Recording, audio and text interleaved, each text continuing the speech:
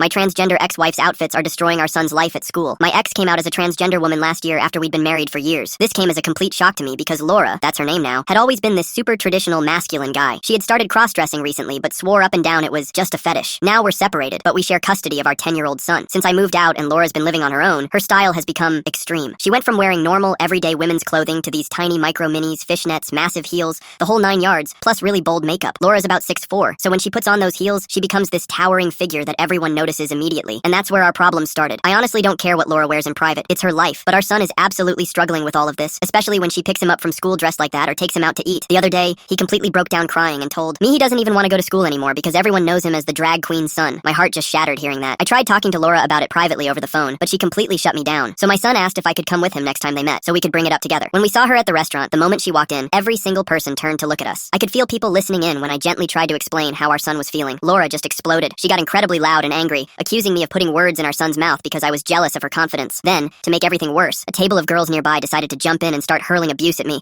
calling me a piece of shit for what I was saying. My son and I ended up leaving in tears, but Laura didn't seem to care at all about how upset he was. She just seemed to be loving all the attention. I've been torn up about this ever since. Maybe my own feelings are clouding my judgment. Maybe I'm the bad person for asking her to tone it down, especially since she felt she had to repress her true self for so many years. As completely shaken by having total strangers jump in and attack me like that. Makes me wonder if I've just gotten old and out of touch. But watching my son become more withdrawn and upset every day, it breaks my heart. I just want what's best for him, and right now, he's the one suffering the most in all of this.